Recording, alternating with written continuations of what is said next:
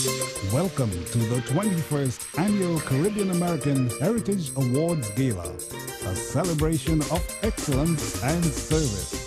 Tonight, we proudly celebrate the achievement of 8 distinguished Caribbean nationals. Global business leader and president of Ericsson Americas, Galton Achaiber. Award-winning film producer of hit TV shows like House of Pain, Raja Bob. Renowned scientist and engineer, Dr. Robert France. Motivational speaker, Carol Moraj. Grammy Award-winning percussionist, Jeffrey Haynes. Philanthropist and businessman, Dr. Rudy Moyes. Outstanding educator and administrator, Dr. Mortimer Neufville, and the highest-ranking officer of Caribbean descent in the U.S. Marine Corps, General Vincent R. Stewart.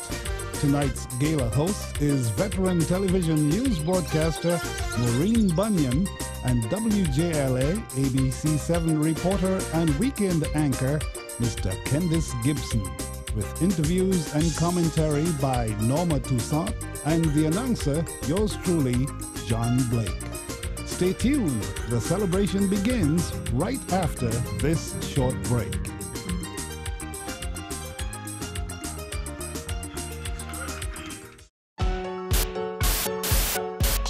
You're watching CaribNation Television.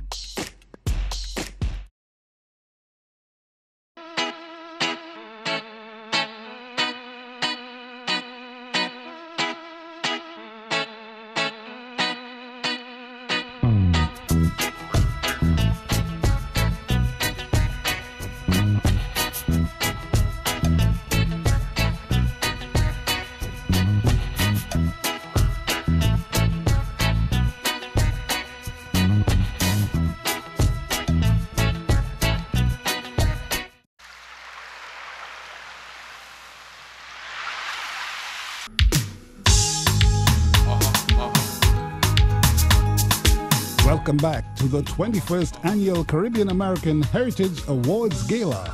Ladies and gentlemen, Mr. Candice Gibson. Good evening, everybody. Ladies and gentlemen, thank you all for being here. Our distinguished members of the diplomatic corps, the honorable elected officials, friends, family, we welcome you to the 21st Annual Caribbean American Heritage Awards. It's kind of tough to get a bunch of Caribbean folks out on a 38-degree night. I understand. I just checked. It's 81 degrees in Castries in St. Lucia. In Basse-Terre, St. Kitts, 82 degrees. Wind chill of 80. So we appreciate it. Tonight we celebrate excellence embodied in the lives and the spirit of 8 talented, accomplished Caribbean Americans. We also top off what's been another fantastic year of growth and development for ICS. For those of you who don't know, I am from Belize. I was born in Belize. I spent the first decade of my life in Belize. First time ever I saw a TV was once I got here to the States, so it's ruined my career from since then. But it's fantastic to be in a room with people who know where Belize is, and to know that despite it being in Latin America, why I don't speak Spanish. So. It is my pleasure, however, to introduce the host of the gala this evening, my colleague and friend, who's a proud daughter of Guyana and Aruba, Maureen Bunyan. And a quick note about Maureen. Within the last year, she's received so many honors, but within the last year, she was recently knighted by, she's shy about it, but she was recently knighted. So I'm not saying that you're supposed to bow down to her, but it is socially acceptable in all of the countries that the Dutch have colonized. All right, so Ms. Bunyan is one of the best in the business of television news across this country and a Carah honoree of 1995. She's also a member of the ICS Honorary Advisory Board and the Gala Chair. Ladies and gentlemen, our beloved Maureen Bunyan.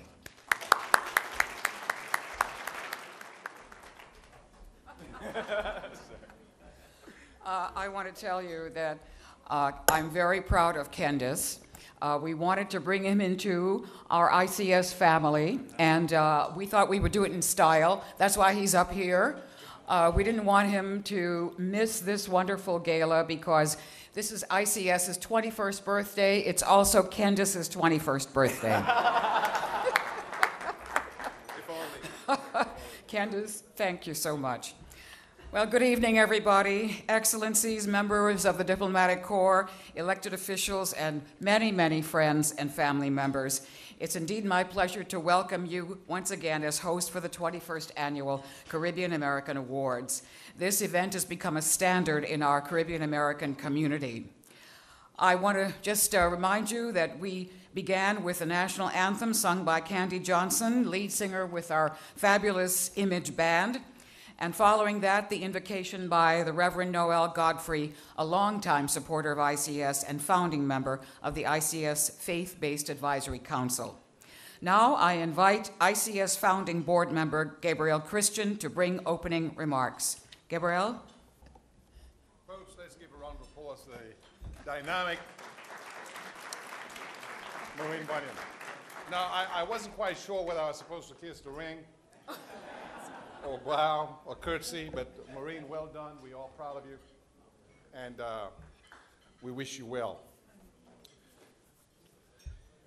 Friends and family, a warm welcome, a warm Caribbean welcome to the 21st Annual Caribbean American Heritage Awards. If you're here for the first time, we promise you an evening to remember. And if you are indeed a repeat guest, we thank you especially for continuing to lend your support to the ICS. I want you to understand that we Caribbean folks are great, aren't we? Yes, indeed. We are from, for the most part, small islands in the Caribbean Sea. Those of us who are learned, and even those of us who are not so learned, know our history has been one of quite a bit of struggle. Those who hailed from Africa and what we endured in producing the wealth that propelled the Industrial Revolution in Europe. Those who came later from India and China and created this mixture of human excellence, though working under difficult conditions. When in the early 90s, Dr. Clay Nelson and a few brave Caribbean men and women, some boys and girls, got together and decided that if you had the Brookings Institute, and if you had the Hoover Institute, and if you had the Rand Corporation, that we too as Caribbean people ought to be able to gather our intellectual resources, our material, or human capital, and then bind it together with that relationship capital, and create an entity, a platform, that would allow us to honor our own, to respect our own. When we decided to do this, there were many who thought that we were engaged in a futile exercise, because as West Indians, we are long on the celebratory, we are long on the party, we are long on the fete, but sometimes we miss the substance. But what they did not realize that the Caribbean gave birth to a great nation, even though now it suffers from some setbacks, Haiti. A round of applause for Haiti, ladies and gentlemen. Only the second country in human history to throw off the shackles of colonialism. And then we had those from the West Indies who were able to lead in the civil rights movement here in the United States. Stokely Carmichael, we remember him this evening. Shirley Chisholm, we remember her this evening. And who among us, with a sense of Caribbean heritage, can forget the indomitable, the incomparable Marcus Garvey? A round of applause for him, in whose spirit we dwell. So what is 21 years? 21 years represents the age of a man who's come into adulthood. You're allowed to buy strong drink. Hopefully, that is not all you're allowed to do. Hopefully, we also understand that 21, we commit ourselves to nation building. We commit ourselves to a greater civic virtue, a greater civic commitment, where we in fact organize ourselves in the arts and the sciences as ICS has sought to do. So at 21, we salute those who have kept the faith. We ask all of you who are here that let it not be this night only, but let it be every night. Because what we need in the world today is the kind of leadership that those of us who came from small islands possess, a degree of warmth, a degree of compassion, so that when Ebola struck a few months ago, it was no less a country than the Republic of Cuba that sent 600 doctors to Africa. A round of applause for Cuba, even here in Washington. And it is wonderful and a pleasing thing for all of us that the United States saw it fit to be represented in Havana, to join hands with its Caribbean neighbors, and to work collectively and collaboratively to do what it is we at the ICS intend to be done. That we recognize our excellence, that we understand the Caribbean brand is not only one of sun and sand and song, we're good at that, but we're also good at the sciences, we're also good at industry, we're also good at diplomacy, we're also good at bringing people together, we're also good at building institutions as the ICS. I ask God to bless all of you, bless the leadership of ICS, the incomparable Claire Nelson, and all of us who came together. Let's keep the faith. Thank you. Let's commit. Let's join together. God bless you all.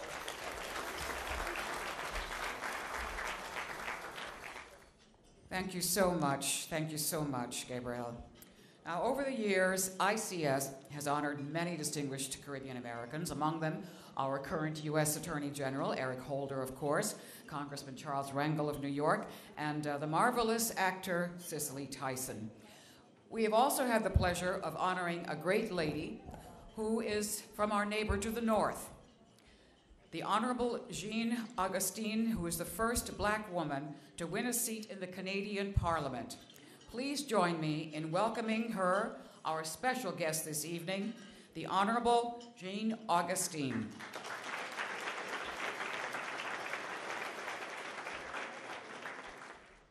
Merci beaucoup. Well, being Canadian, you do it in 2 languages. Good evening, everyone. I am so very pleased, so very excited, so very honored to be here this evening. I want to begin by congratulating Dr. Nelson, her collaborators, her supporters, her advisors, her volunteers, and all those who work so hard to bring this evening together. Actually, I said on the plane, someone asked, why are you going to Washington? And I said, Mr. Obama is calling for all his friends.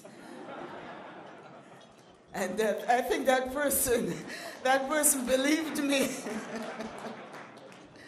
But I'm honored to be asked to say something and to express gratitude on behalf of all those who have received this award that we are presenting this evening. At the back of your booklet, you would see the years and the names of the individuals who have received the awards. And so I stand here to say that we walked a little taller,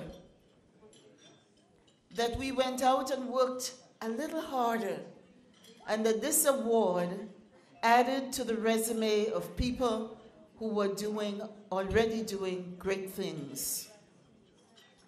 The award was a reminder and is a reminder to all of us that there are individuals in our midst who are giving, who are sharing, who have achieved, and who continue to give to community. And so I say thank you on behalf of all of us. Those who've passed on, we have acknowledged. Those who are with us, and those who cannot be with us this evening. Thank you so much. You do us honor, and let's all get behind the work of this wonderful visionary and those who are involved in this institute, and continue to model and to mentor for our young people and all those who would come after us. Enjoy the evening.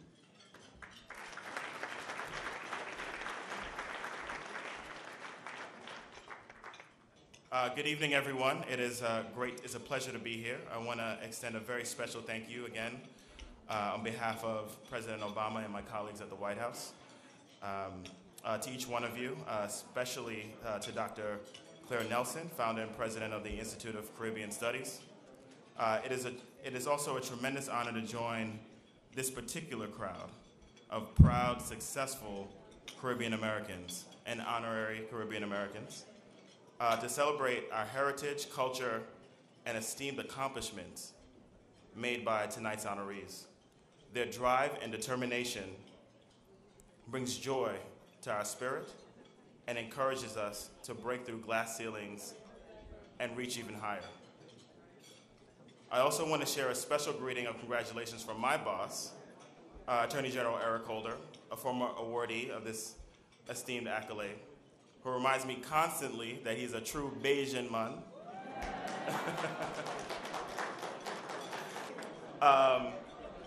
But this room really, I see the accent's starting to come out a little bit. I'm starting to feel a little bit at home. My parents were from Trinidad and Tobago. No Trinis? Okay, I see a really, okay, Trini over here. My parents were from Trinidad and Tobago, like millions of others from all walks of life, and many sandy shores from around the Caribbean set their sights on America in order to build a brighter future for themselves and for their children. Although I was born in Brooklyn, I'm proud to say, we have Brooklyn in the house as well. I'm proud to say that I was raised in a Trini home filled with West Indian traditions and values. Growing up in East Flatbush, I was surrounded by immigrants, and I was among people who held a deep appreciation for this country and its enduring promise of liberty, opportunity, and justice. Growing up like many West Indian parents, my mother championed education and taught me the value of knowing exactly where I came from. That is a common essence of this organization and its members. In that spirit of service, I have the honor of being press secretary for a man who's not only a son of Barbados, but someone that the President of the United States calls the people's lawyer, and others call him the nation's civil rights attorney general.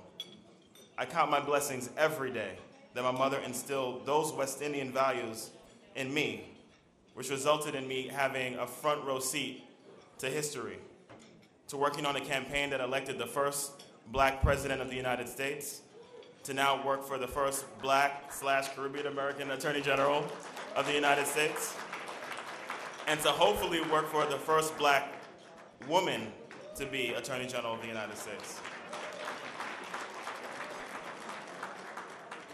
As I'm talking about the president, he's somebody who sees a need, he works out a way.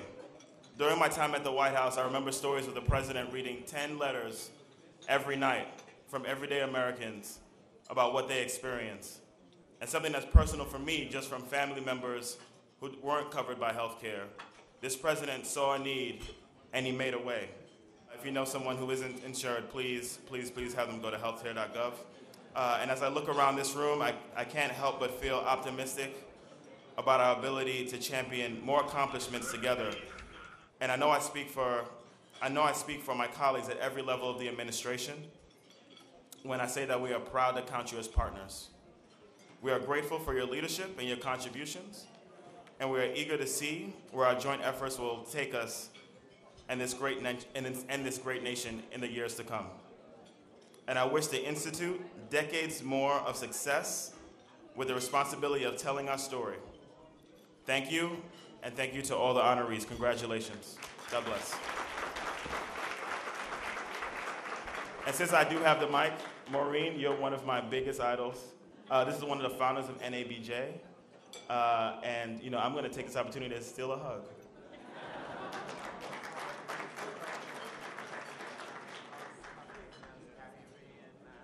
Well, I've been affiliated with ICS and the Carah Awards since I was fortunate to have received an award in 1995. And in the years that have followed, I have grown to admire and love and respect our dear founder and president, Dr. Claire Nelson.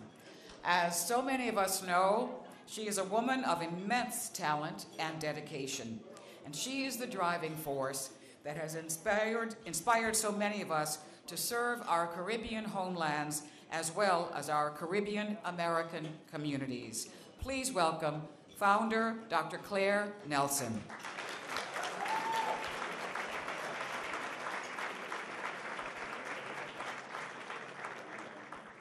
Drum nations, son people.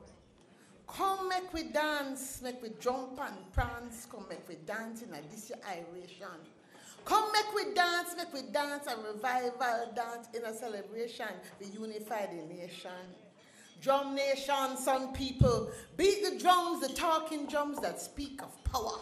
Pocomania drums, drums that speak of hope. Come in our drums, drums that speak of peace. Shanga drums, drums that speak of unity. Voodoo drums, they speak of reincarnation, the steel drums.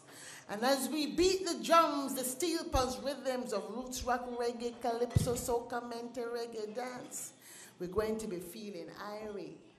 Irie. Everybody feeling irie? Yeah, man. You know, it's always interesting to me whenever I meet a non-Caribbean person and they want to show that they've been to the islands, they always immediately say, no problem, man. How many of you have heard that? Or they meet you and they say, and you say, oh, I'm from St. Lucia, I'm from Jamaica, I'm from Trinidad. And the first thing they say, yeah, man. So you see, we are doing something to change the culture, the vibes of this place called the United States. And as you are being served, I just want to take a little bit of time to just say thank you, thank you, thank you, thank you to all of those who have been with us for the 21 years. 21 years is a very long time. And as I said in my president's letter, the picnic at times it will leave home now. But you know, those of you who are parents and your children can't find work, they have come back home from college and you have those big bills to pay. So, you know, maybe the baby have to stay at home a little bit longer. But really, folk, the last year, as you all know, as I came here last year, I said to you that it's time for a new day. And it is time for a new day. It's really time for a new day with the Caribbean American community. Yesterday morning, we were privileged to have a moment with Congresswoman Yvette Clarke as we went to talk about the issue of food security, climate change, and agricultural trade in the Caribbean.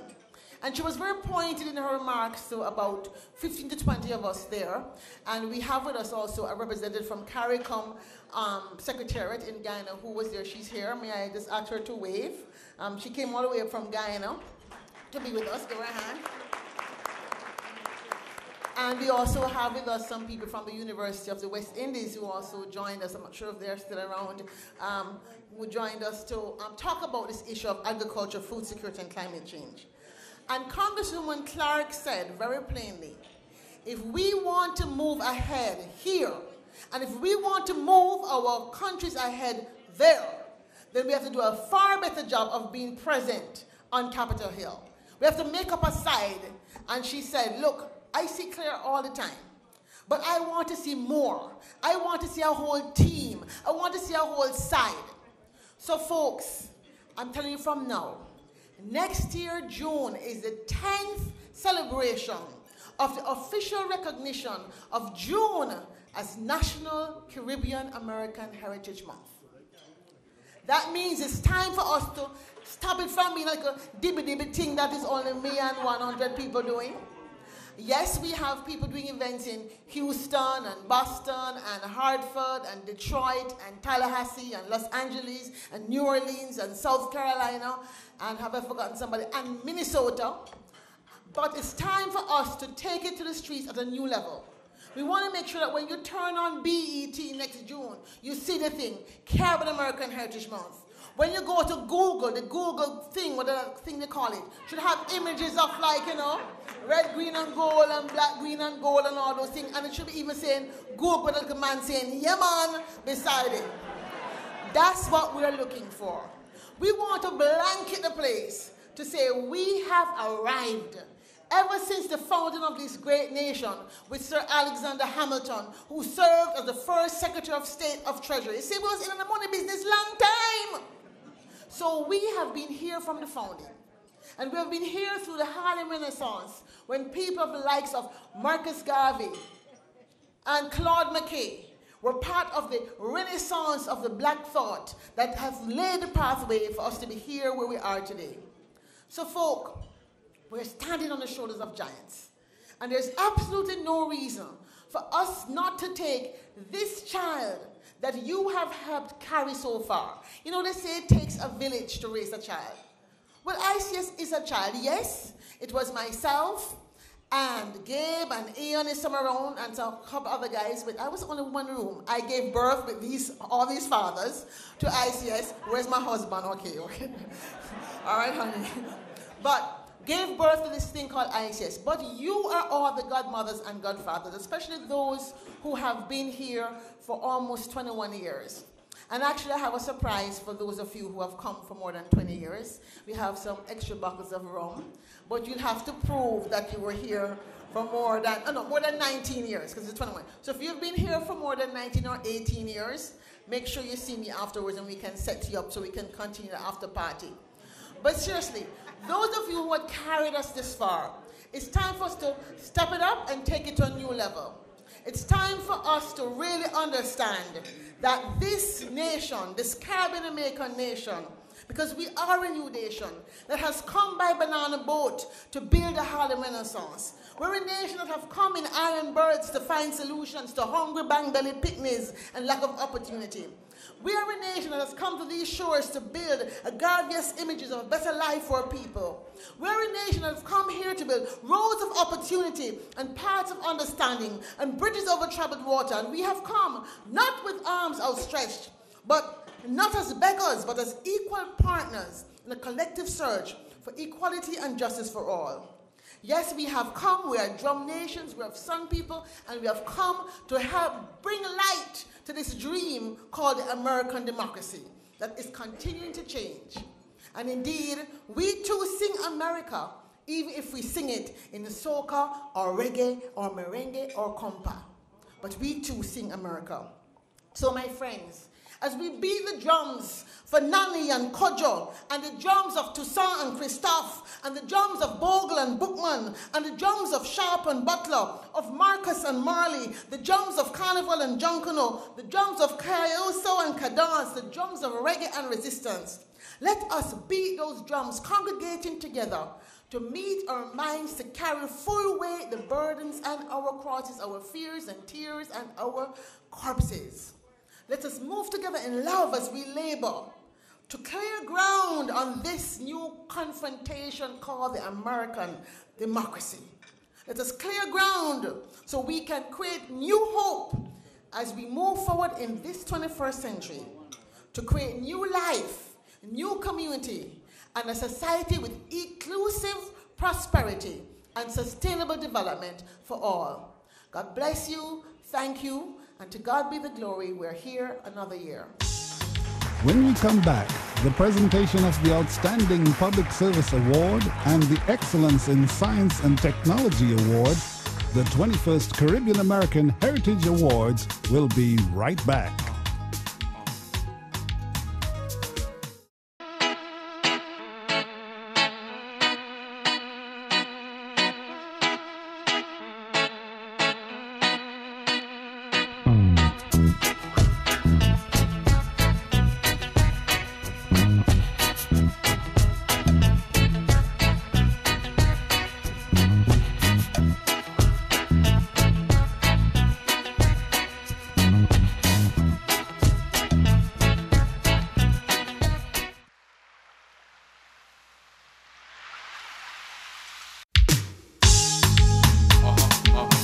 Welcome back to the 21st Annual Caribbean American Heritage Awards Gala. Ladies and gentlemen, once again, Miss Maureen Bunyan. We begin this very, very special part of our evening with our first award. And it is going to a highly decorated American soldier. The Caribbean American Heritage Outstanding Public Service Award goes to Major General Vincent R. Stewart. Major General Stewart serves currently as Commander, Marine Forces, Cyber. Those of you who know anything about the cyber world must know, and all of us must know, to be Commander of Marine Forces, Cyber is no small job. Major Stewart is also the highest-ranking Jamaican American in the U.S. Marines. He is responsible for the welfare of over 1,000 Marines. His award will be presented by Chris Gardner of the ICS Advisory Board.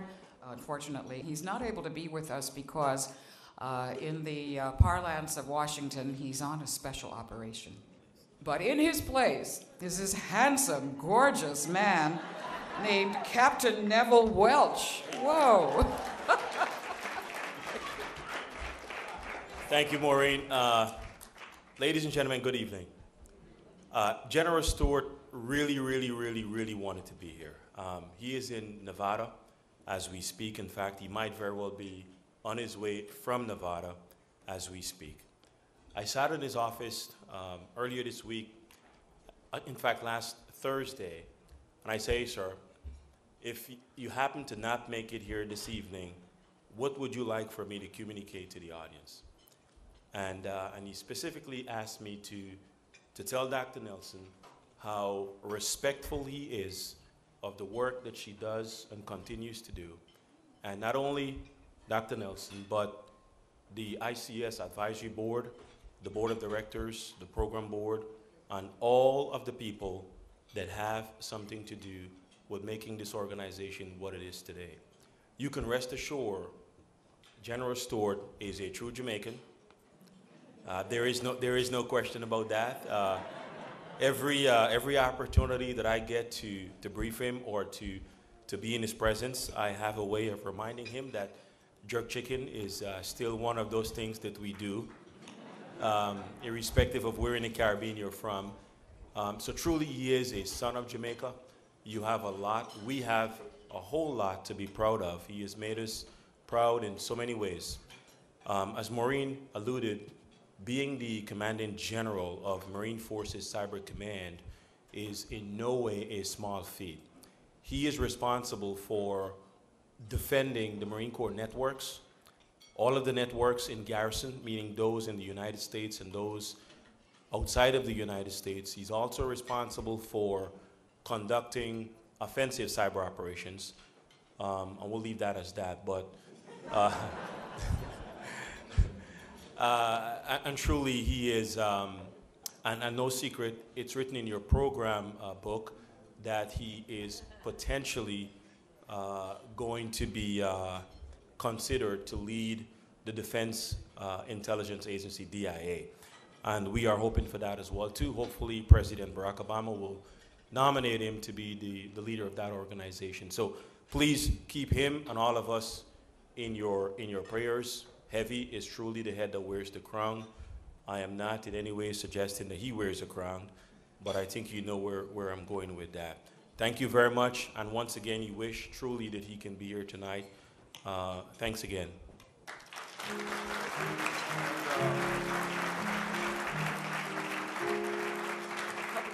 couple of the ladies want to know where you're from and are you married? I am. Did you hear the question? He said a couple of the ladies wanted to know where I'm from and whether or not I'm married. Yes, I am married. I've been married for quite a while, and I was born in Georgetown, Guyana.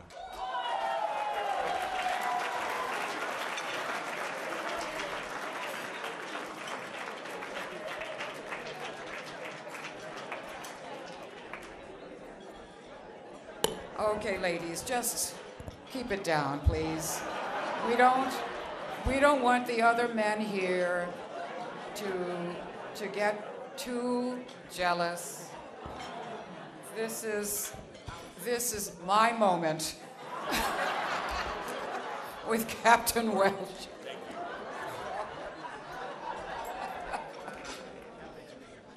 But I have to say, Guyana does produce some beautiful men.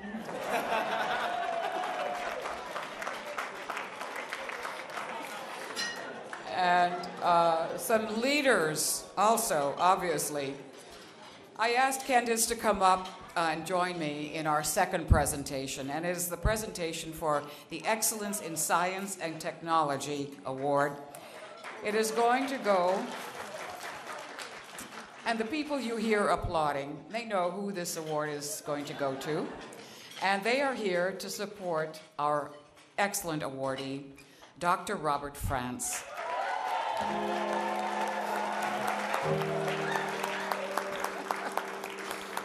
Several of them told me Dr. France is Jamaican-born. His father is Guyanese. His mother is St. Vincent. And I'd like Candace to give you a little bit of his background, and then we will hear more about him. As you all know, we live in an interconnected world, and Dr. Robert France helps make those connections quicker and safer. So obviously he doesn't work for NSA. He has shown us how the love of science can arise and be nurtured and developed in even the most adverse circumstances. Dr. France is internationally known as a leading researcher in the area of model-based software engineering. The Caribbean American Heritage Award for Excellence in Science and Technology will be presented to Dr. France by the Ambassador Hubert Charles of Dominica. Do we have the monitors? Let's take a look at the monitors. Robert France's specialty is in modeling software, and in particular he has developed formal semantics and language tools for modeling software. And so what that means is that he has developed tools that can be used to describe what software should do, how different components of the software should behave, and how those components interact with each other.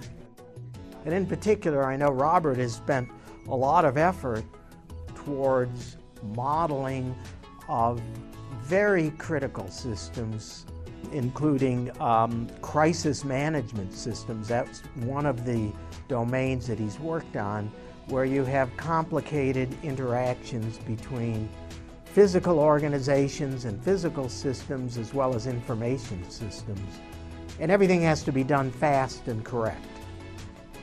These are almost impossible problems.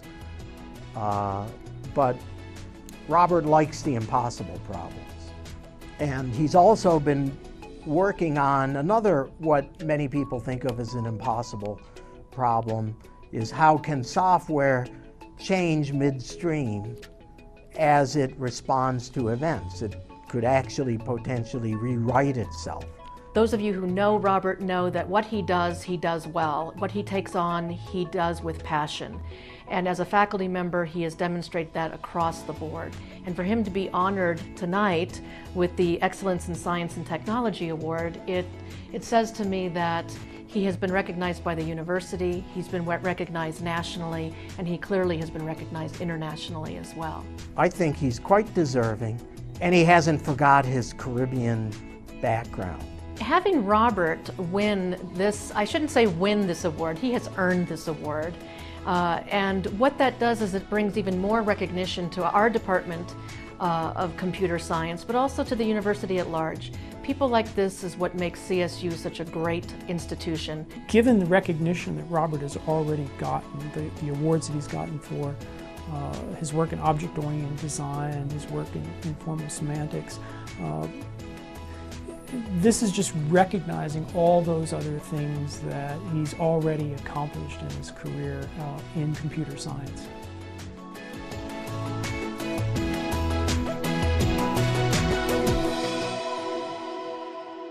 What was your reaction when you heard that you would have received this award? Very surprised. And then the next thing that went through my mind was, well, who in the world would nominate me for this type of award? And I must say I'm very proud to be a recipient of this award, coming from such an institution as well. What they're trying to do in terms of promoting the image of Caribbean Americans, I think, is very important and critical to what we're trying to do as individuals in the U.S. as well. Your work has been instrumental in computer science. especially in the ways computers, or with the ways people interact with computers. What inspires you when you go to research in this field? Yeah, if you're going to do well in an area, in a career, then there must be passion behind it. And so the inspiration sort of comes from your passion. And for me, it's the impact that your research is going to have on the community as well. So I work in the area of software engineering.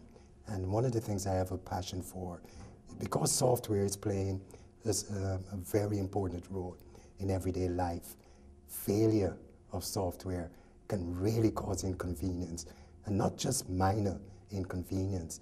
We have software in airplanes that actually fly planes.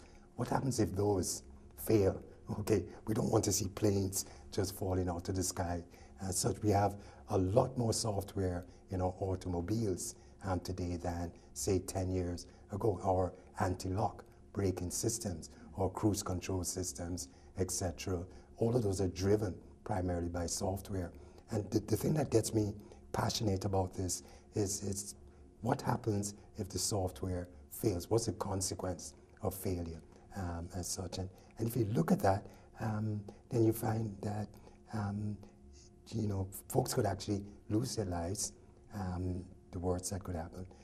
But if you talk about banking institutions, we could have disruption in financial markets that can cause economic, severe economic loss that actually trickles down to the population as well. And so this is what drives me as a software engineer. How do we develop software in such a way that we minimize the errors? And most people, when they buy software, they have this attitude that the software will have an error in it. Okay, the blue screen, for example, at some point. And this is something I thought was always wrong, because in other engineering disciplines, if you buy an automobile, for example, and you open up the car door and the light is not working, you probably won't buy the automobile. Right. But you pick up a piece of software and there's this long list of, here are the things that are wrong, and people still buy. And that is something that I think is just not right in our industry. And so my research is, how do we develop software in such a way that we reduce the number of errors in the software? Yeah. Ladies and gentlemen, our reality is such that almost every facet of our lives is controlled by computers. Robert France, the fact that you have been honored by your peers for your work that is changing the way we communicate through computers, and they communicate to us, speaks volumes of the value of the work you do. We may not understand it, but given your work is used to impact safety of systems, we are indeed grateful for your genius. As an educator, it gives me great pleasure to present to you the Caribbean American Heritage Award for Excellence in Science and Technology.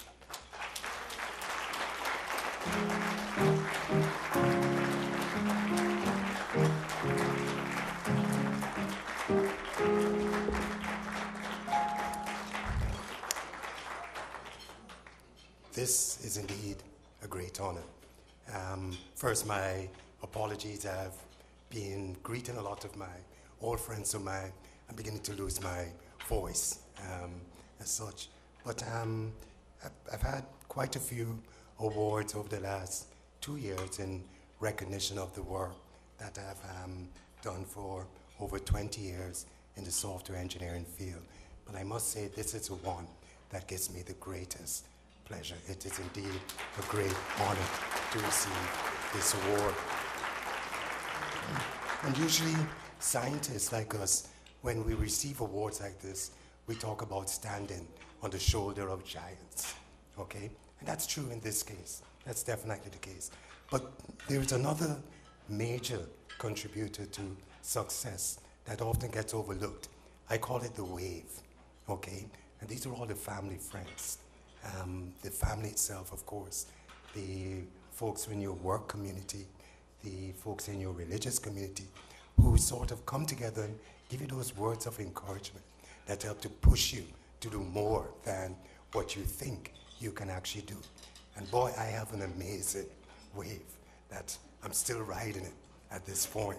Okay, so I know there's much more that I can accomplish. There's of course my family. There's of course my lifelong friends from Mackenzie High School, Mackenzie High, yeah. From Queen's College in Guyana as well. And of course, my mentors. I did my postdoc at the University of Maryland, College Park, under the #1 software engineer, Vic Basili, who could not be here tonight. But I remember Vic called me into his office after a 2-year postdoc and asked me, what is it that you want to do with your career? And of course, at that time I said, well, I think I'll go back to the Caribbean and, you know, teach, etc. And he looked at me and he said, well, you can do a lot more for the Caribbean if you stay in the US, build a very good research program, and do outreach to the Caribbean as such. That was such great advice at the time, okay? And it's certainly some, for example, I'm now a visiting professor at the University of the West Indies at Mona. I also have research links at University of Technology in Jamaica, okay? But he also had his reasons, because at the time, the percentage of black professors in America was 3%. It still is, okay? So there's a lot that needs to still be done in terms of changing the sort of computer science culture here in the US, and he wanted me to contribute to that as well. But just to wrap things up, for the other awardees, I'd like to pose a challenge. As I said, I'm riding on an amazing wave, but one of the things that we have to do as folks who are considered a success is to help others as well be as successful, even better than we are as well. And so it'll be good if we can also become part of the wave of other aspiring scientists, technologists, so that they go beyond what we have accomplished as well, okay? And in wrapping up, it's very important that I acknowledge my University of Colorado State University. They've paid more than lip service to me collaborating with folks in the Caribbean. They've actually given me the time, the resources that I needed to set up the relationships within the Caribbean. You saw the dean, and she's been very instrumental in facilitating the collaboration in the Caribbean. I'm sorry for boring you with all that, but thanks. When we come back, the presentation of the Outstanding Contribution to Corporate America Award, the prestigious Forerunner Award, and the 2014 Trailblazer Award. Stay tuned. The 21st Caribbean American Heritage Awards will be right back.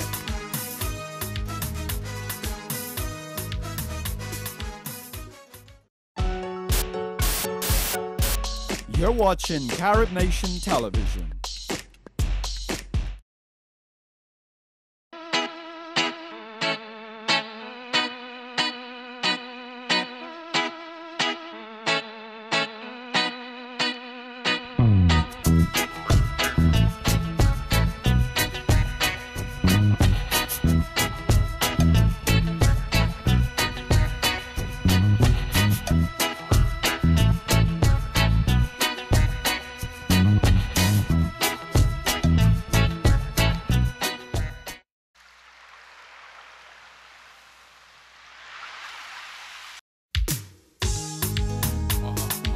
Welcome back to the 21st Annual Caribbean American Heritage Awards Gala.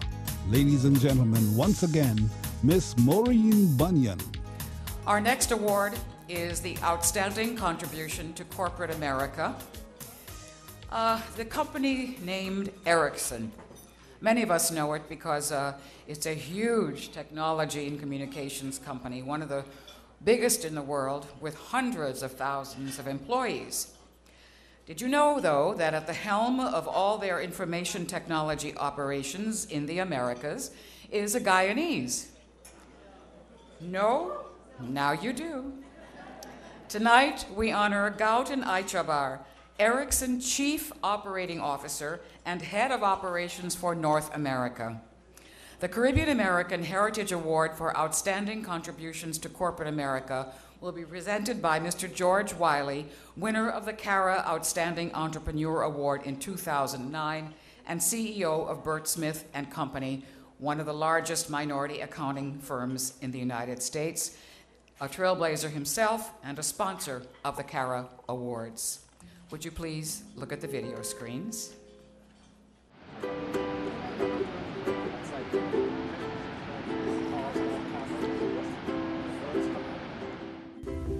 I did want to send him to be a doctor, but when he was young, he couldn't take like blood, to see blood and them kind of things. So he went to engineering, and I told him that is a good field too. The Caribbean puts a lot of emphasis on education, and so I always felt that, you know, I will complete college and work in a major U.S. corporation. I did a lot of science in high school, and so, you know, an early science teacher directed me to electrical engineering. What I found that was useful in my career was I stopped at every career step to gain fundamental knowledge. When I was Bell Labs for 9 years, I learned a lot about telecommunications, a lot about transmission and switching and wireless. In the next 7 years I spent as a wireless operator, I learned a lot about how a wireless operator should run their network. And now at Ericsson, I've spent time to learn about, you know, what do you do as a vendor and how do you succeed as a vendor. I've known Gautam for many years. His leadership style has earned him a lot of respect in the organization. But most importantly, right, over the years, he has managed multinational organizations without losing that Caribbean identity. You know, with my job having to manage 14,000 people, it's not very easy for me to reach every person. So I tend to focus on how to coach and help my managers become good leaders. I've been with Ericsson for about 15 months, and Gautam really has challenged me to look for differentiators in our business. He loves to get in front of the whiteboard. He's really good at, one, outlining what our challenges are, and then really helping to explain what he sees as possible solutions. So he's really proactive and really sets the example. Probably the most exciting part of my career is when I spent 3 years in India as the president and CEO of the Ericsson division there. I worked with Gautam for several years in India. He was instrumental to return the region to profitability. In addition to that, he built partnerships with multiple universities. Those universities became our resource pool that fueled the growth for Ericsson's offshore centers. You know, finding balance in a personal life is always challenging. So I try to find, when I have spare time, to use that time with the family as much as I can. We would like to congratulate him very much. I'm very proud of him. That we are very proud of him. And he lived for a head up. Your presence here this evening is a true testament to the saying that Caribbean Americans are everywhere. You've been honored in this field before. How do you feel about being honored with our award tonight?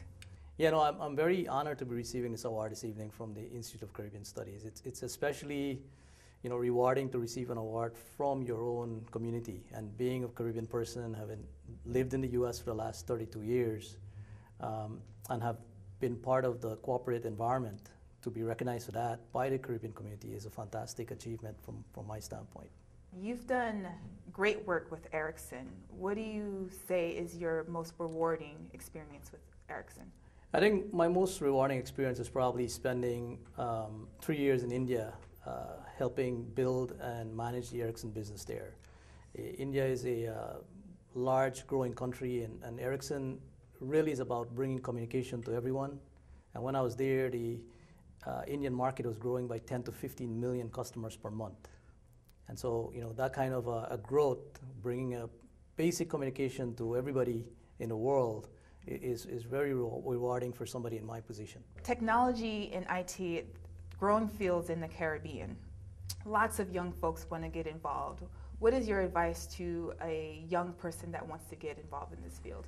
I think, you got to start out with the basics. In the Caribbean, the education system there is very good, and I think I would advise all young folks that want to get involved in IT and technology should take very strong courses in sciences, in math, attend university, obviously, and get a degree in a science or math area or a computer science area, and that would land them in the field of electrical engineering or computer science or any one of the technical fields. You can also enter from the arts area, because technology and computer science is not just about the hard sciences, it's also about the soft sciences. There's a lot of people working on how people use devices and understanding how end user behave. And so all of these softer areas are also where kids can enter from different areas other than just pure sciences. What drives your passion in this field? It's having worked in a number of different areas, building networks, running networks, and managing networks, and seeing how much people get benefit from using these networks. And in the Caribbean, we have a lot of networks now that have been built that have basically connected the Caribbean, where one person can talk to another person very easily. At one time, we take it for granted now, but there was a time when making a basic phone call was not so easy. And what's happening now is that we're changing the world in terms of how people are going to use device and how society is going to use the device going forward. And we talk in Ericsson now, and we talk about the connected device ecosystem or network society, where everything that can be connected to a network will be connected to a network. So think of a car being connected to a network. So you're in your car and you want to play Pandora, you don't have to log on. The car itself is already connected. Nice. Or the car has information it wants to share with you so that it's time for the car to be maintained. Or somebody leave a hospital and they go home and the doctor wants to monitor that individual. Instead of the person having to go back to the hospital, they can take all the vital statistics in their home. It will upload to the network, and the doctor automatically will get a process report that says this is what's going on with your patient.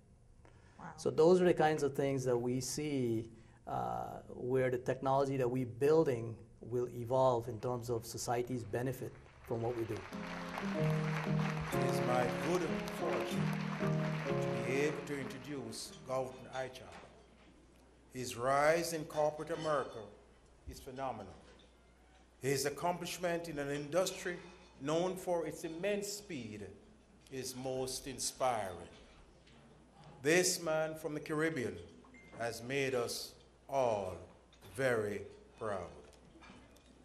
Please join me in congratulating Mr. Aichar on being named the 2014 winner of the Caribbean American Heritage Award for his outstanding contribution to corporate America.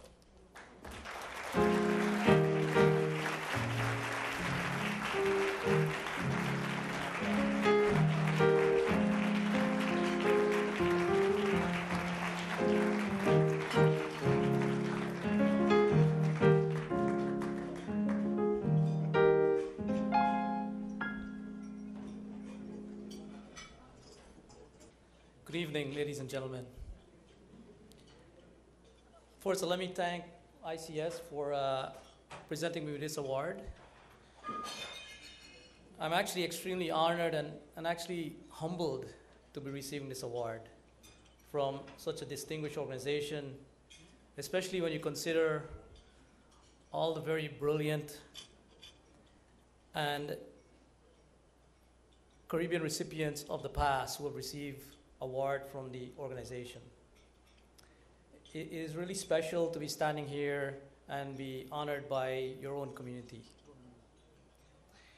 But no award is received by only one person alone, and you saw my parents, obviously, they were happy that my son told them that I was getting an award, so, they wanted to say their 2 cents. I do have a problem with blood, that's true. But I did like physics and math more. biology was really challenging for me in high school. In fact, school was challenging in general. They kept me, on the right track because for me, cricket was more interesting. I always wanted to be a cricketer, but very early on, I realized that probably I didn't really have quite the talent for it. So I stayed the course. My parents left Guyana in their prime, their family behind, their homes, and moved to the U.S., as many of our parents have done, so that we can all have a good college education. There were 6 kids in the family, and fortunately, we all went through college successfully. And so I'm grateful to them for that. I'm also grateful for my wife, who was here with me. She's been with me and a colleague, and then we got married 25 years ago.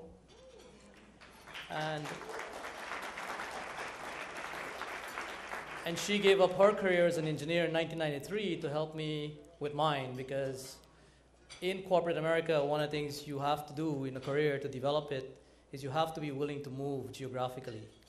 And you have to move geographically across the country, and sometimes you have to move across the world. And so it's difficult for both parties to have a career at the same time. So she gave up hers for mine. So thank you.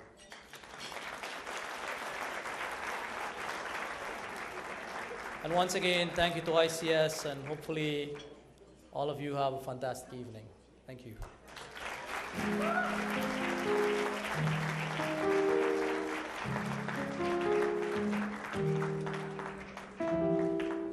What is a forerunner? Carol Mirage says she was born to speak for those who can't speak for themselves. A singer, a songwriter, a playwright, a survivor of domestic violence herself. She is a leader in the effort to help women and children who has suffered as she has. Please join me in welcoming Ambassador Neil Parson of Trinidad and Tobago, who will present the Forerunner Award for Excellence in Community Service to Carol Mirage. Muy buenas noches a todos. Good evening all. Good evening all. Good evening. Thank you, and I really got on the stage as quickly as I could.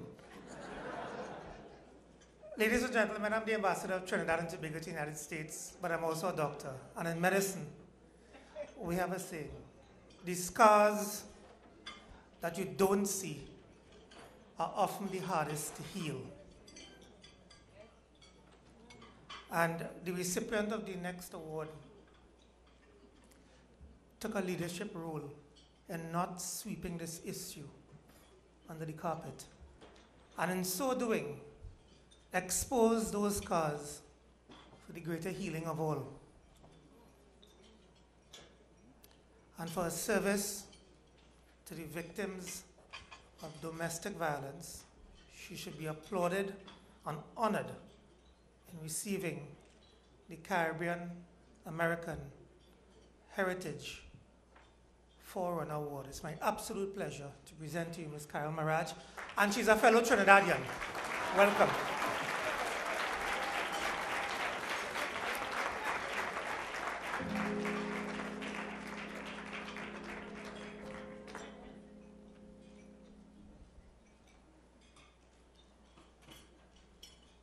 Good evening, everyone. I want to say thank you to ICS for recognizing me, and Dr. Claire, thank you. I thank you for the great work you've been doing for 21 years. I applaud you for this. As I say, I was born to do this. I am a survivor of domestic violence, and I've made up my mind for the rest of my life to fight against domestic violence.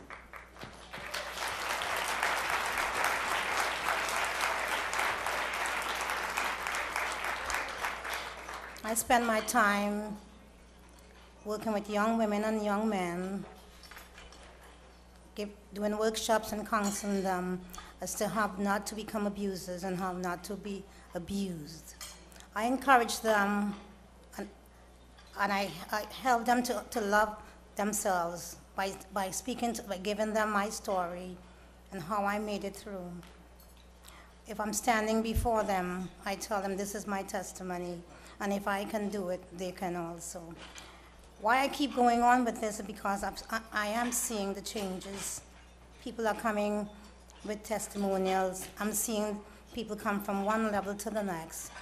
So this is very satisfying to me. I want to thank you once again, ICS, for recognizing me.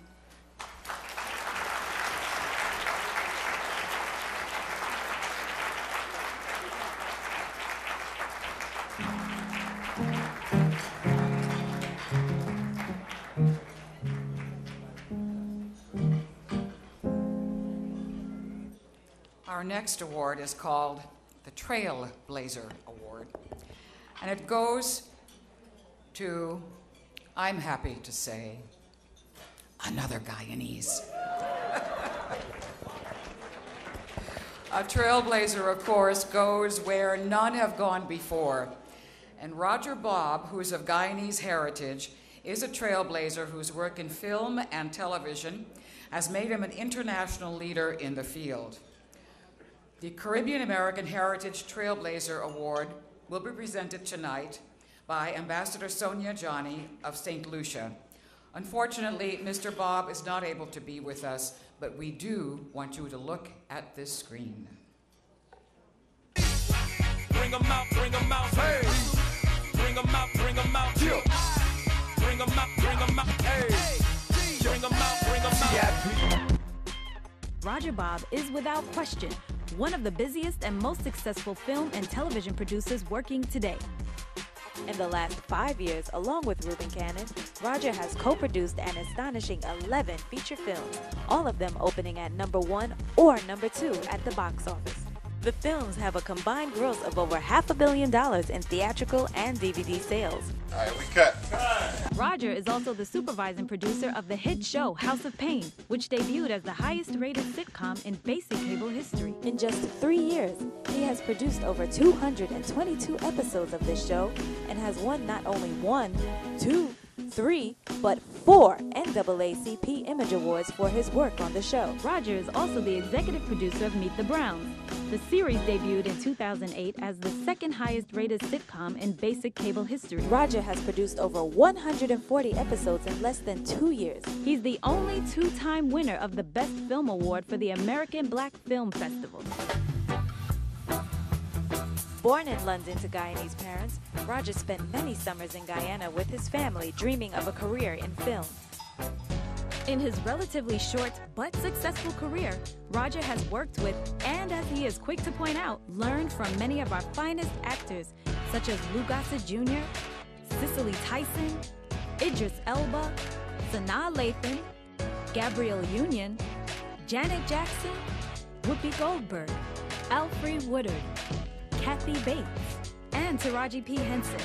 As executive vice president of Tyler Perry Studios, Roger was also responsible for running the day-to-day operations of the company. Roger has recently formed his own film and television production company, Bobcat Films. If you spend a day with him, you will wonder how he manages to do it all.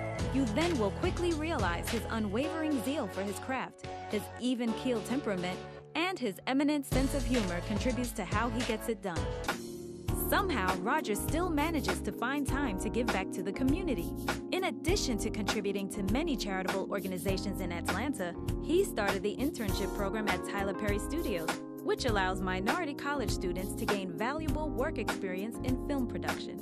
With all of these accomplishments, he is just getting started. I'm inspired when I see all these other African Americans doing positive things in the community, and that's why I'm here.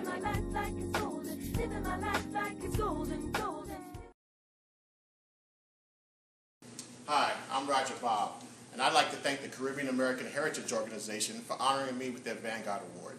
I'm so sorry I couldn't be there tonight, but I'm on the set of my new sitcom, Man and Wife, as we speak, filming right now.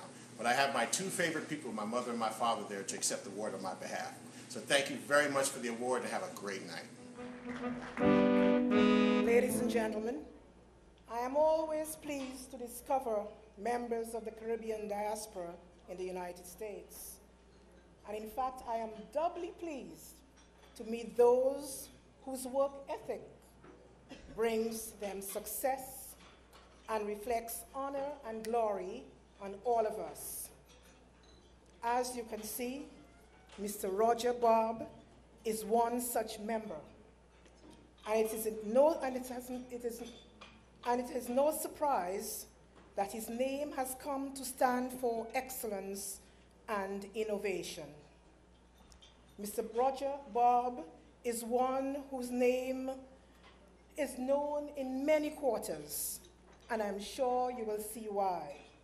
For many of you, I am sure after tonight, when you watch these movies and films, you will say, I know this guy, he's Caribbean.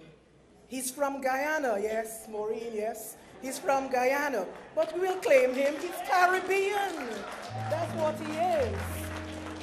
And so it gives me distinct pleasure to present to his parents, for him, the 2014 Caribbean American Trailblazer Award.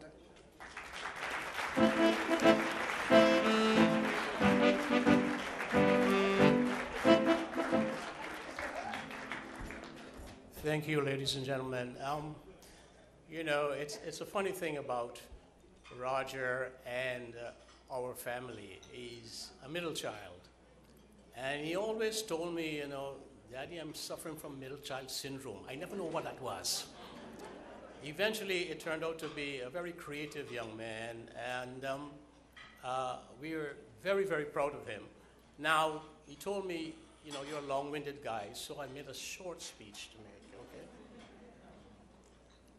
Thanks to Carah for recognizing our son and for this award. His mother and I are very proud of him and his accomplishment, and we accept this on his behalf with humility. Sweetheart.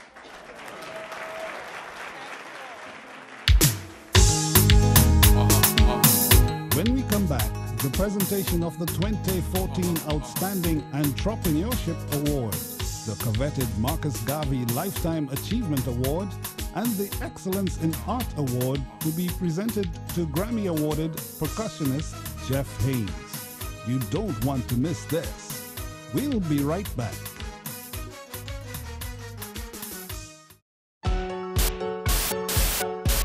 You're watching CaribNation Television.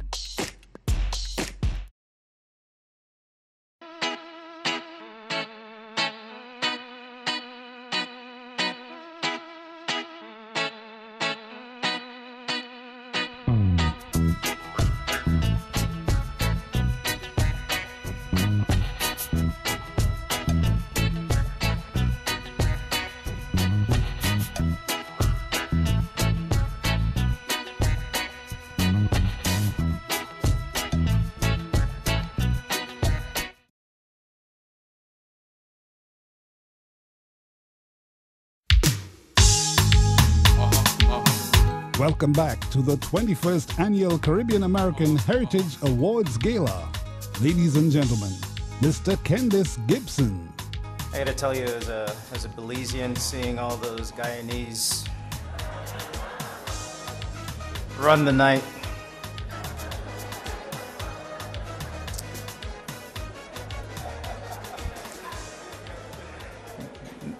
now I know what the Democrats felt like on Tuesday, November 4th.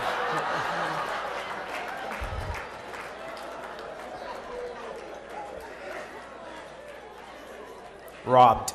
Okay, so the Caribbean American Heritage Award for Outstanding Entrepreneurship will be presented by His Excellency, the Ambassador Paul Altador of Haiti, to one of his countrymen, Dr. Rudy Moyes. He's a committed member of the Haitian community. He is an attorney, a former colonel in the U.S. Air Force, and former candidate for Congress. Please direct your attention to the monitor to see his accomplishments.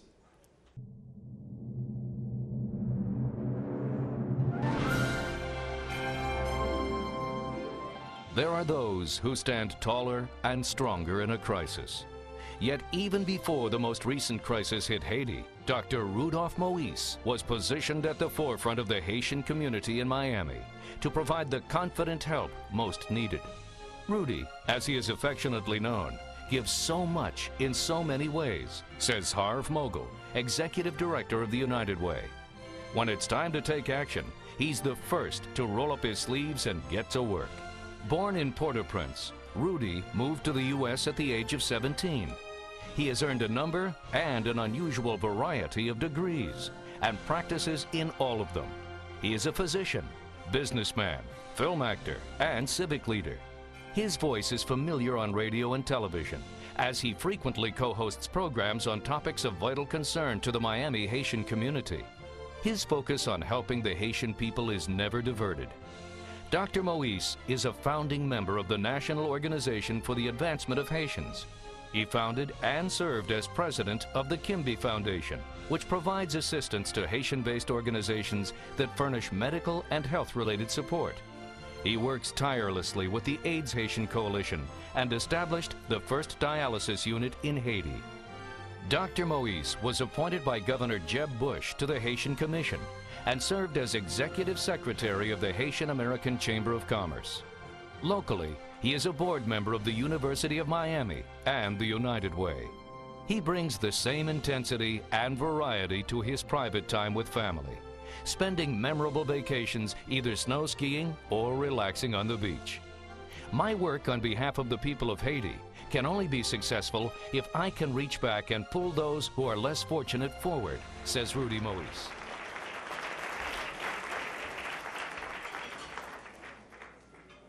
Ladies and gentlemen, good evening. As many of you know, Haiti has faced a number of challenges in recent years.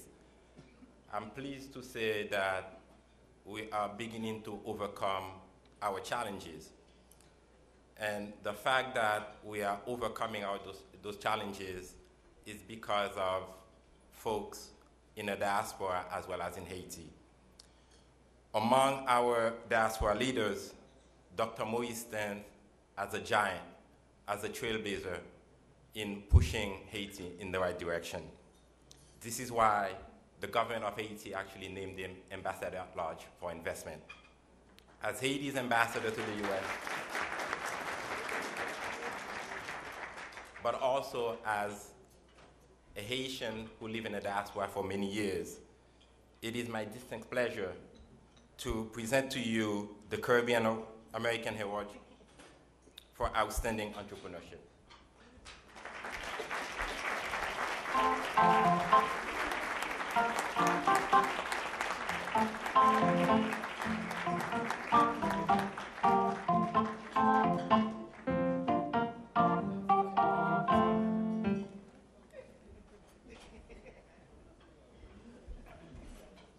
Good evening. Earlier, I see these men in uniform were getting all your attention. But as you can see, I got one too. First of all, I'd like to thank God for his guidance and for giving me the courage to do all that I do. I'd like to thank ICS for this prestigious award. That means a whole lot to me. I also like to congratulate ICS for 21 years of positive action at engaging, empowering, and advancing the interests of the Caribbean American community. As members of the Caribbean American community, we may have different cultures, eat different food, speak different language, but we all must agree that our needs and interests are all very similar. We all want to provide for our families, help build our local communities, as well as help improve the quality of life in our native countries. As a young immigrant coming from Haiti to the US, I wasted no time. My mother was an educator, and she taught me very early on the importance of a quality education. So, after struggling the first few months with the English language that most of the people from the Caribbean who did not speak English had to do, I studied very, very hard and earned multiple degrees. With all the knowledge that I've acquired, and the networking opportunities with different organizations like this one, I became a successful entrepreneur. And I'm extremely thankful and feel very blessed to have accomplished so much. But all of this would not have been possible without the support of my wife, Miriam. As they say, behind every successful man is a good woman. But I want to change that to say, next to a successful man, stand a strong, wise, and hardworking woman. And without Miriam's support and love, I wouldn't have achieved all that I achieved. So, Mrs. Moise, could you please stand and be recognized?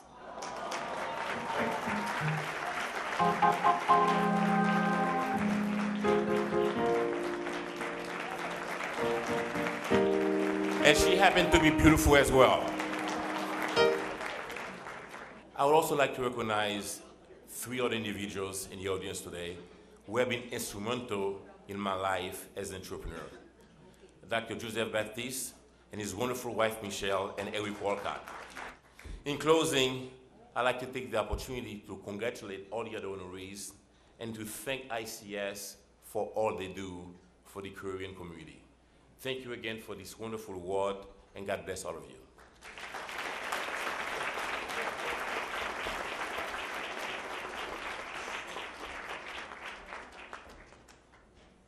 Well, we Guyanese like to share, and our last 2 awardees this evening are presented with the generosity of the Guyanese.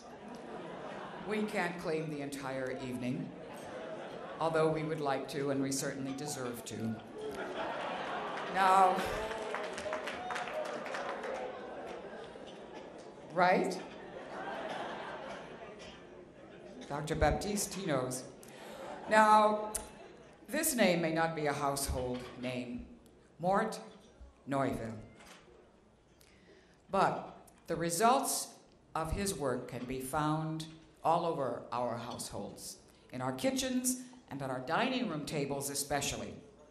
The Caribbean American Heritage Marcus Garvey Lifetime Achievement Award will be presented by Ambassador Jacinth Henry Martin.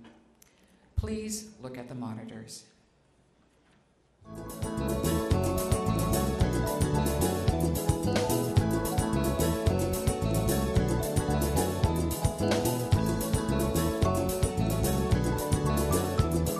Hi, I'm Webster McPherson, President of the Jamaica School of Agriculture World Student Association.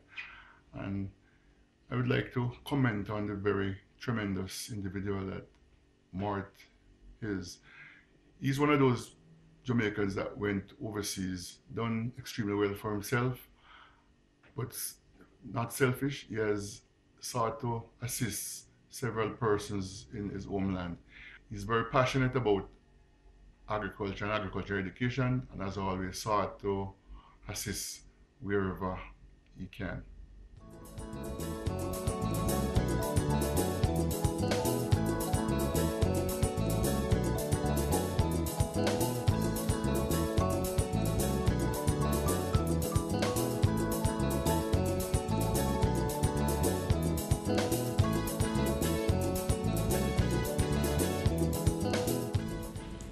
For more than 8 years, I was privileged to work closely with Mort while I served as president and he served as chairman of the board of directors of ACDI VOCA. We had the opportunity to travel repeatedly throughout Africa, Latin America, and the Caribbean.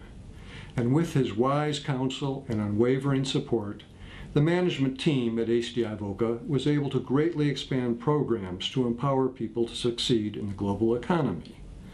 And during those years, I saw Mort's commitment, his concern for the disadvantaged, his cultural sensitivity, his profound knowledge of agriculture, and his deep understanding of the development process. And although his work was entirely voluntary, he was always ready to assist, to help create opportunities, and to open doors for our organization. On our frequent travels, I most appreciated Mort's versatility. One day we would be meeting with high-level government officials discussing policy matters, and the next day we would travel to remote rural areas to sit down with area farmers to discuss enhanced farming practices and the constraints they experience in development. Whatever the occasion, Mort excelled, but I know he most enjoyed those settings and visits to farmers' fields where he was able to interact directly with the beneficiaries of our development programs. Congratulations, Mort, and all my best to you and your family. Good evening. I'm Bill Polidoro, current president and CEO of ACDI VOCA. When I look back at Mort's many accomplishments, I can't help but be awed and humbled in equal measure. I was fortunate a few years back to have visited Mort's childhood home in Portland and can tell you without doubt that sheer grit and determination kept him focused on studies and not the beautiful beaches visible from his balcony.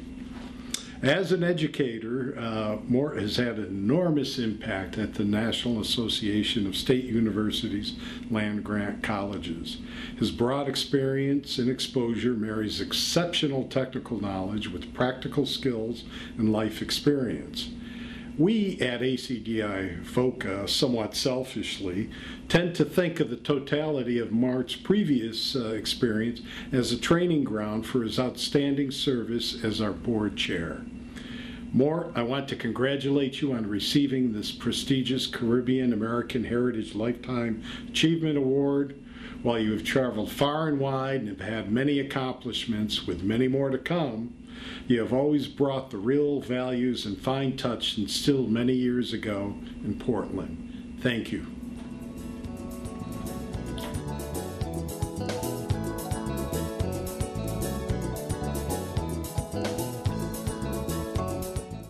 Tell us how you felt when you first heard that you were receiving the Marcus Garvey Lifetime Achievement Award. I was quite elated, and in my humble fashion, I asked the question, well, why? Am I deserving? But I'm really pleased, gratified, and I'm humbled. Your work expands this country and continents. What inspires you in the work that you do? Well, I came from humble beginnings, starting in Jamaica, being the son of a small farmer with siblings who were attached to the land, and so I thought I should be giving back because we came from Mother Earth and we should be giving back to Mother Earth. And to whom much is given, much is expected. And in my lifetime, I believe that I'm here for a purpose, and my purpose is to assist others. What is your advice for a Caribbean young person on how they can make a difference in the world? Well, Caribbean people have been known to be willing to help others achieve and mentoring others. And I think that's the strength of the diaspora in general. Sometimes back home, we tend to be selfish, but it seems as if once we leave, we become comrades, and we have that helping spirit. I know when I came to this country and when I settled, there are so many others that I tried to help, to recruit them, to get them to come to school, to get them to stay, to get them to learn the system. Because when we go into a new environment, we're entering a new system, and it's important that we learn that system and how it functions. And I think that's what has helped me along the way. Learning the system and learning really to exist and to thrive within that system. But above all, as we achieve, we must remember that someone helped us along the way. Therefore, mentoring is so critical to all that we do.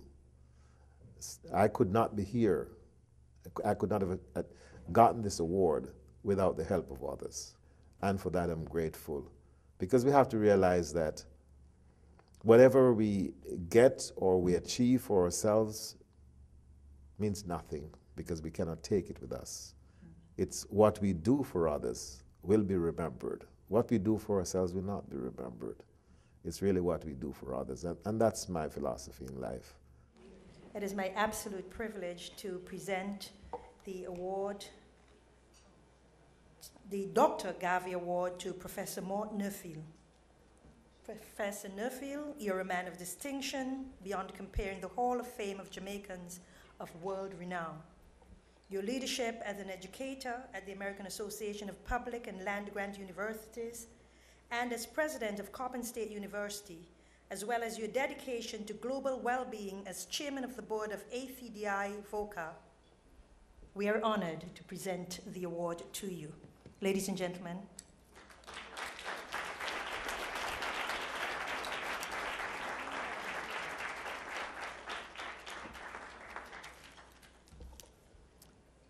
Good evening, ladies and gentlemen. Would someone please go and tell my wife who they were talking about there, because I don't think she quite believed it. To our master and mistress of ceremonies, to the matriarch of this organization, Dr. Claire Nelson, and to all my friends and colleagues, let me say thanks and appreciation for this wonderful award. I'm humbled, really, to receive this award. I must recognize those who have contributed to my receiving this award. First, my wife and my daughters, and I have a nephew here with me. I'm going to ask them to stand and be recognized. My wife, my nephew, and my 3 daughters.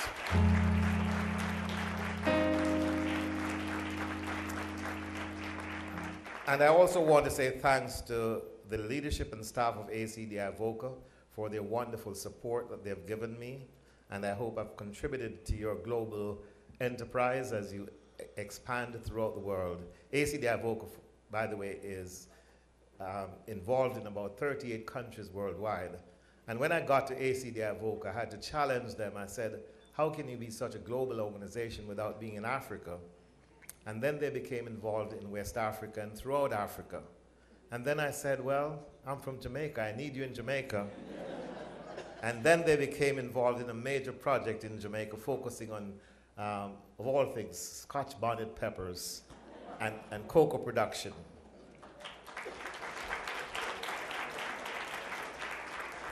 And Claire and ICS, let me say thanks for your outstanding work. You have done tremendously well in advancing this organization. And I want to say kudos to you. Thank you, Claire. Now, to you men in the house, my success in life has been because I have become the #1 listener in the world. I'm the #1 listener because I grew up, I'm in a household of 4 women, a wife, a political scientist, a lawyer, and a market research person. And I've learned over the years to always say yes. Yes, mm-hmm, mm-hmm. And that's my capacity to grow and to develop in life, because if you're a good listener, you can accomplish just about anything. Again, let me say thanks for this award. But I've learned in life that if you're given much, much is expected of you. Whatever you do in life, it should not be about you, because you can take nothing with you.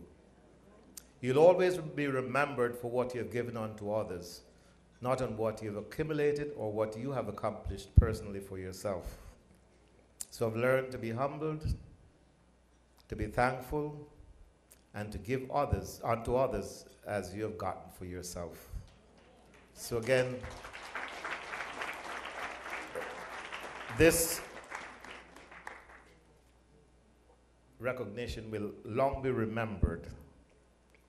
I have learned over the years, I have achieved what I've achieved because others have mentored me. So I've learned to mentor others so that they too can be successful.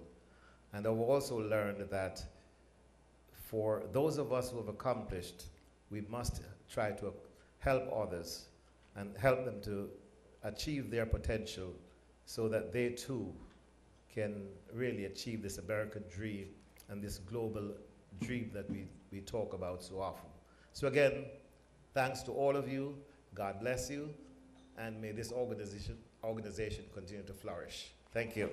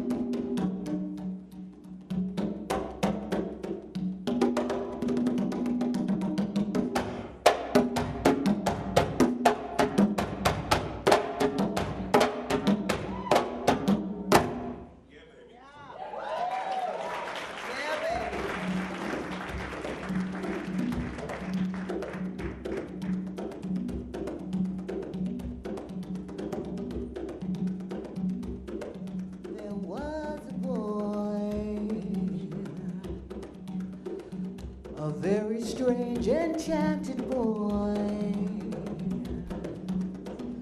They say he wandered very far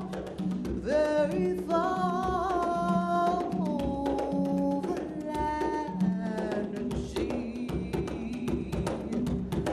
A little shy, but sad of eye. But very wise was he. Then one day, one magic day, he passed my way, and we spoke of many things, fools and kings. Then he said to me, the greatest thing you'll ever learn is to love and be loved in return. There was a boy, a very strange, enchanted boy, and he wandered very far over land and sea. A little shy, oh, but so sad of eye, but very wise was he. Then one day, one magic day, he passed my way, and we spoke of many things, those fools and kings, and then he said to me, the greatest thing you'll ever learn is to love and be loved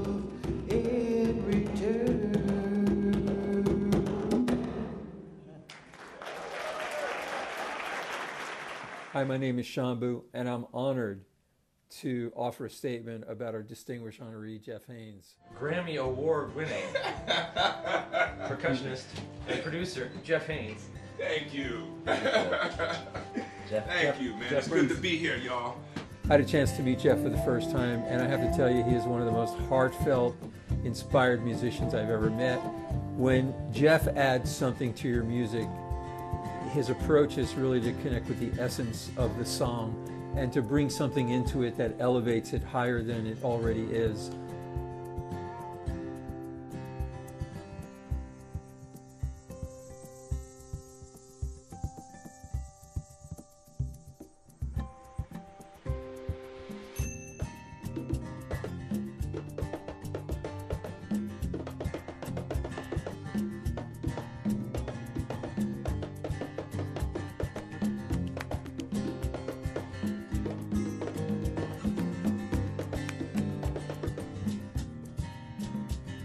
That inspiration inspires not only me as a composer, but also inspires all those who listen to it forever.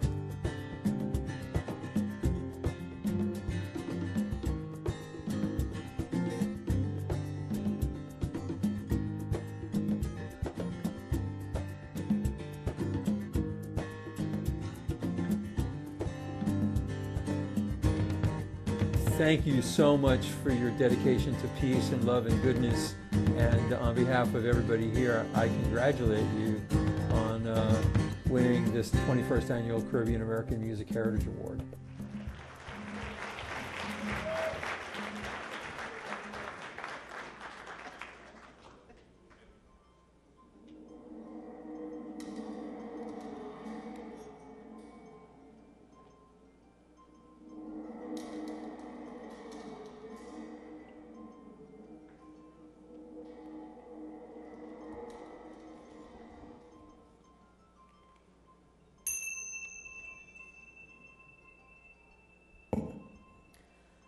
My grandmother, she wasn't raised for this.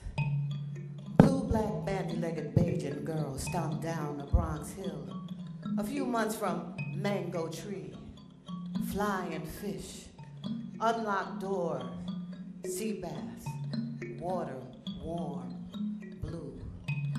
To Ellis Island, an aunt's house, the Bronx. She wasn't raised for this. Blue, black, bandy-legged Bajan girl down a Bronx hill for day's work. Stood with Southerners like a Swan Street whore. She was not raised for this. Blue, black, bandy-legged Bajan girl, proud of the British throne like she wore the crown. Her English like the Queen's. Blue, black, bandy-legged Bajan girl. Rosalie Eloise Jordan Hines, my grandmother. This is what she told me. 1925, she cursed God, begged for his mercy. Heavenly Father, help me, please. No street paved with gold, no money like leaves. Only this cold, cold, blasted, cold gray place. Only Mrs. Singer's eyes. Those other white women's eyes, up and down the black women like auction slaves. She was not raised for this. Rosalie Eloise Jordan Hines, conjuring, Obia, hex, curse. Put the whammy on those eyes. God blind you. God blind you. God blind you, you hopeless sinners. God blind you. Looping around her brain like a Swan Street prostitute. May God smite thee, you hopeless sinners who sit in judgment of me. God blind you. Her mojo was not working. Cook, feed, serve. Cleaning for buckras. Beat, sweep, scrub, tender knees, hardening over time, 50 cents a day. Shine, polish, dust. Tired, shame, sham. Mrs. Singer's clock turned back another hour of work for free. She was not raised for this. Rosalie Eloise Jordan Hines, my grandmother, never forgave the storyteller's gilded streets and money trees, and a cold meanness set in her bones for 60 more years until she died. Mrs. Singer called Rosalie Eloise Jordan Hines Rosie Posey, as in Rosie Posey, do this, Rosie Posey, do that, Rosie Posey, get this, Rosie Posey, get that. One day, Rosalie Eloise Jordan Hines saw Mrs. Singer's sense of humor in a china closet. Mrs. Singer saw her seeing it and smiled. Rosie Posey, have you ever seen anything like this before? Grandma said, it was a big-head black man skinning up his mouth like an idiot. He eye popped out his head like a monkey. Then Miss Singer said, she said, Rosie Posey, turn his ear so, and she hand Rosie Posey a little coin. And Rosie Posey put the thing on the little hand, and the thing eat the money. It was a bank. Mrs. Singer laughed and laughed and laughed. But my grandmother just stood there with her hands by her side until Mrs. Singer stopped cackling.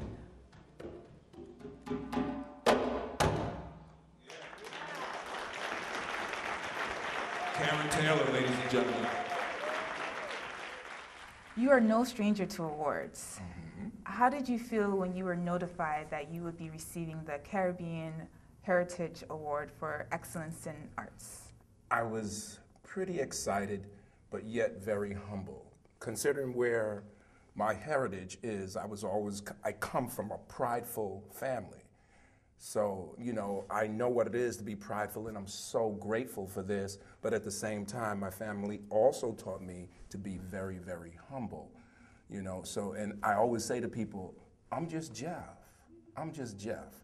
When they announced that I won the Grammy, you know, I mean, I'm like, okay, this is really, you know, it took a while for it to sink in, you know, but this, to be recognized from a heritage that I come from this culture, you know, and you know, I've been blessed. I was born here in the States, but lived in Barbados through my summers, all right, till I was 16 years old.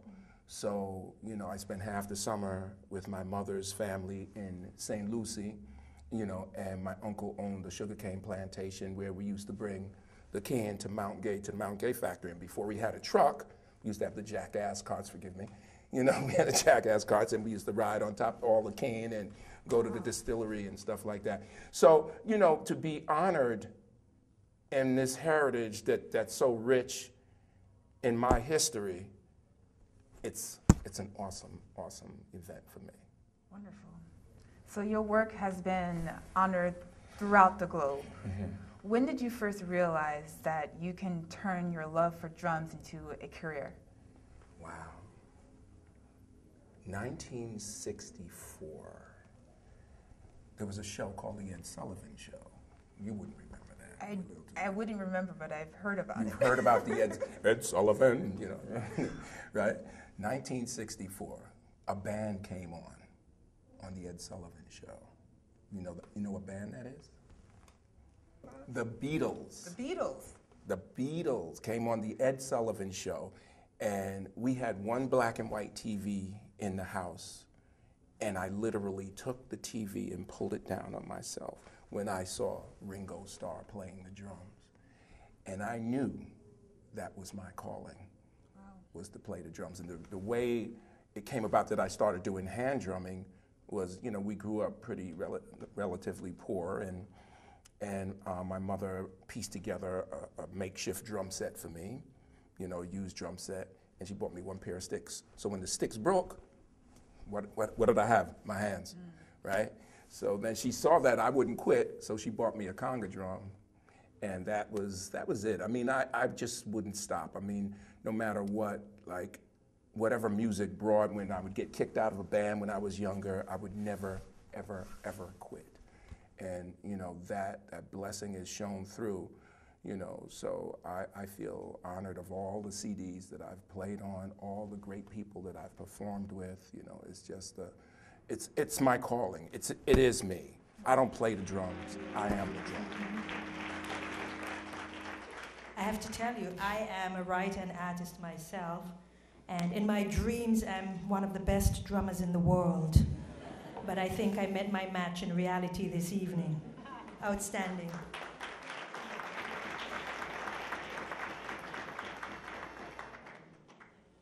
When I served as Minister of Culture in the Federation of St. Kitts and Nevis, I ensured that drumming programs were instituted in the primary schools across St. Kitts.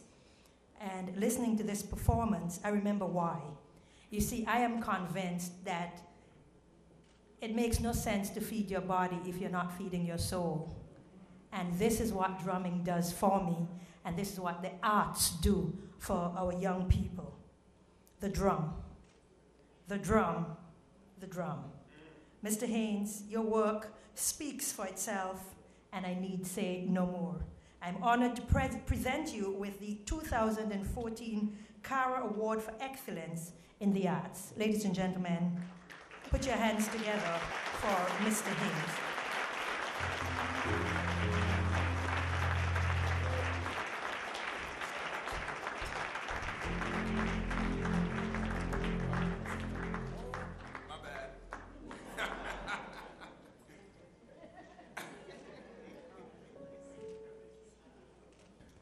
Before I get into it deeply, I would like to thank Audrey Padmore for nominating me for this wonderful award. He's sitting right over there, waving his hand. And I want to thank Dr. Claire Nelson for having me here and doing this with me. It was wonderful. Thank you so much.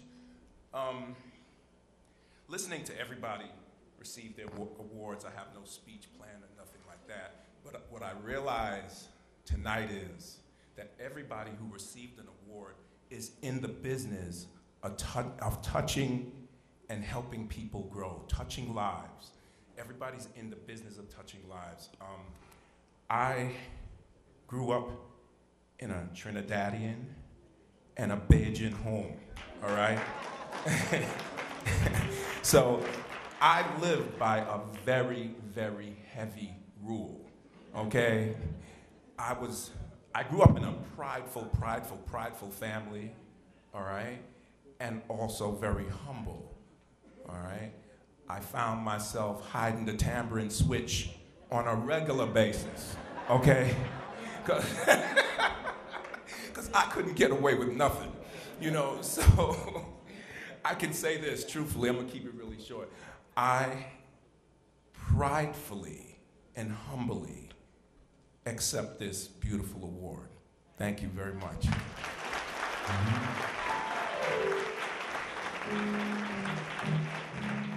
Thank you so much, Mr. Haynes. I get to hold hands again with another gorgeous man. I love this work. Trying to make up for Guyana running the whole town. We are so pleased. I think that Mr. Haynes summed up the spirit of this evening. All of our marvelous people, A, would not have accomplished without those who came before, and B, continue to share their gifts with all of us and to touch all of us. I'm really happy that I've helped bring Candace Gibson into our family. Let's give him a round of applause. Candace has a long career ahead of him, and we're very proud that he is spending some time here with us in Washington. So I look forward to not only having him join us at ICS for the next Carah Awards, but to hearing about his splendid accomplishments as the years go on. Is that enough? Do I need to say anything more? No, not quite. Okay. Let's wait till it dries. Ooh, new contract on the way. Okay. We are... You did not hear it here. Thank you again, ladies and gentlemen. It's a great pleasure to have had you all here with us. We congratulate our awardees. We hope you will stay and enjoy the music, the dancing, of the Image Band, and of course, enjoy the rest of our weekend. Good night. Thank you for joining us today for the 21st Annual Caribbean American Heritage Awards Gala. For Maureen Bunyan and Candice Gibson, I am John Blake. See you next year.